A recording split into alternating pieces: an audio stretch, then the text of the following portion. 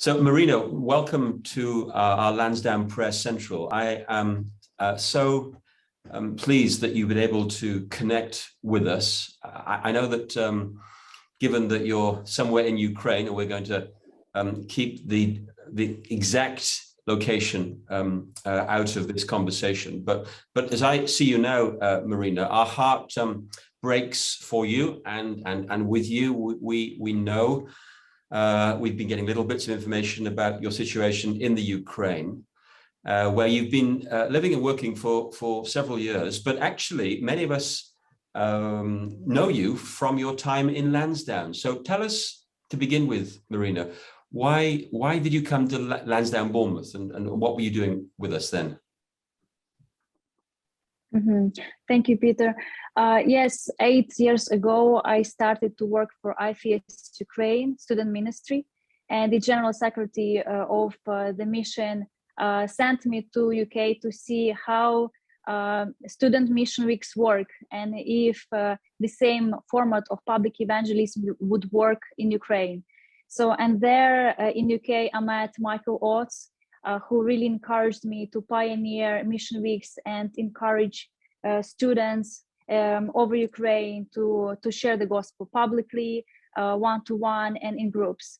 And then he invited me to UK in his team to be trained how to publicly evangelize, to give talks. So I've been part of his team doing missions, and Lansdowne church hosted me. And it's just very warm feelings and memories of being there. And many members of Lansdowne Church became my close friends. Yeah, and I have a vivid memory of you, Marina, playing the violin, because you're quite a musician too, aren't you? You like your music. Yes, that's true. Unfortunately, my violin is left in Kiev, where I evacuated for. And I have like my own jokes that Russians can't take Kyiv because my violin is there, and it survived 2 world wars. So yeah, it survived 2 world wars, and we hope it'll survive this one. So let's cut to that story, which obviously is fast changing, and it is a human tragedy on a scale unimaginable in terms of the European context. But I imagine, Marina, that you and a lot of Ukrainians have been living with the possibility of some kind of invasion for a number of years, if not, in recent months. Would that be true? Yes, we had feelings that something might happen. And the first sign was when Ukraine was surrounded by lots of Russian militaries. And people expected any kinds of provocations. But I think the final point, culmination point, was Putin's speech, where he was just saying that Ukraine is nothing, and there is no such country, nobody knows Ukraine, and actually it belongs to Russia. From that point, everyone understood that he is going to invade Ukraine. And everyone understood that. And at that point, Marina, did you make changes? Did you begin to think about what was going to happen to the student ministry that you are responsible for? What actually happened practically at that point? Yeah, even though many felt that invasion is possible, people of Ukraine didn't want to believe it can happen. They couldn't believe that may happen. Just me and some staff workers of Ukraine, we had a backup plan just in case if it might happen. So we thought of routes where everyone to evacuate students, but to the end, like nobody believed that it can happen. 1, 2, 3. Yes, made up a plan with students and staff of Ukraine. Yes. And eventually, news was coming into you of what was going on in Kharkiv. You have a lot of students there, so you made that call that you would have to evacuate Kyiv. That must have been incredibly difficult for you. Yes, yeah, I didn't actually want to evacuate, but the culmination point was when I woke up in the middle of the night because of the shot down aircraft that crashed into the residential building near my house. And so the next day, my family decided to evacuate.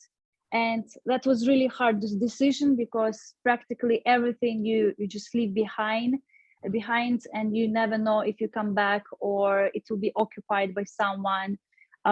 So we had only an hour to gather emergency backpacks and to drive out of Kyiv. So we're talking about you, your sister, your father. I mean, who was in the family unit at that time? Yeah, so my sister, me, my dad, and his new family, because he married just a couple of months ago again. So basically. So you made your way out of Kyiv. Did you know where you were going? Did you have a destination in mind? First destination was some relatives. But actually, when we arrived there, we understood that it's in the middle of nowhere with no phone connection, Wi-Fi, and there were lots of other relatives who moved there. So we had actually no place to sleep. So we moved again, and it was hard to get to the next destination point to other relatives because there were no petrol everywhere. For 6 hours drives, there were no petrol. We were afraid that we can just stop in the middle of forest or somewhere, and we saw cars that stopped because they were run out of petrol. So we prayed a lot and asked our friends to pray, and we made it. We finally found petrol and got to the destination. You're describing, Marina, a story that we're seeing played out on our media, of course. You and thousands, now up to, what is it, 1 million people have crossed the borders into Poland and Slovakia. So what you're telling us in your story is being played out with thousands of similar people. What were your feelings as a Christian believer towards the Russian invaders? How did you deal with those kinds of feelings? Actually, Peter, today was the first day I was actually thinking about feelings. Because first days of full-scale war, we had no time even to think what was happening to us. Actually, today was the first time when I talked with my friends also about what we feel. The feelings are really mixed up. First feelings are of anger. Anger at Satan, and because he's a liar, and we see it how the truth is twisted in the world, in Russia, so this is a huge anger for Satan, at sin, at evil. Pain that my country is torn apart. But also some good feelings that the world is praying for us. And due to prayers, I believe that for 7 days Ukraine is holding together. And I think it's like because of prayers. And this is a spiritual war, first of all. Ukraine, most of Christian evangelicals of post-Soviet countries are in Ukraine, and there are lots of Christian organizations, missions, and seminaries where Christians come from different countries to study. So I think for Satan, it is a strategical country, to attack. So it's a good feeling for me that people pray, and Christians are helping now, serving to people, sharing the gospel. And this is what really encourages me right now. Yeah, and we'll be doing that ourselves as a community. And I know all the other hundreds of thousands of of friends and contacts, we've all got together. We'll be praying. I mean, in the middle of the chaos and carnage and devastation and fear, Marina, I heard a lovely story about what was going on in your stepsister, your little 12-year-old stepsister's heart at the time. Can you share that with us? Because that's a wonderful story, isn't it? Yeah, so the day before the war, as everyone understood that something is going to happen, the invasion is going to happen. So we were sitting at the table and my step sister asked me, am I going to die? And I said, well, actually, we all are going to die. It's not a matter when, where, and how, but it's more important, are you going to be with Jesus? And then I asked her, have you trusted your life to Jesus yet? What stops you? Why not? And the next 5 minutes, she prayed a prayer and she was crying. And I know for sure that God was preparing her heart, because the last month she'd been asking lots of questions about death and life and salvation. So God prepared her to the decision. It was not one-off decision, for sure. So God is the light even in the middle of the darkness, and he's at work, and the gospel is at work.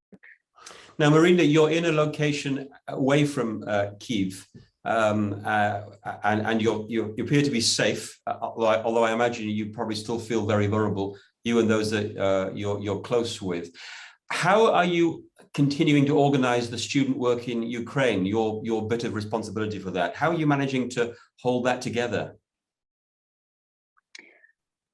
Of course, the student ministry that I got used to doing, it's not the same at the moment. So basically now my first mission is to make sure that international students from the most dangerous parts of Ukraine are evacuated. It's from Kiev, Kharkiv, Sumy. There are lots of international students that want to flee and need help to get out. So I'm working hard, and all the staff workers of IFES Ukraine do as well. They work as a headquarters, making contacts and taking phone calls from different people, from students, just trying to make sure they have shelter and they have a car or something to get out from shelling.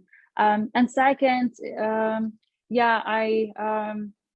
I pray with students, and I encourage them to take care of their parents and to ask them if they are saved, because it's not all the families are Christians. We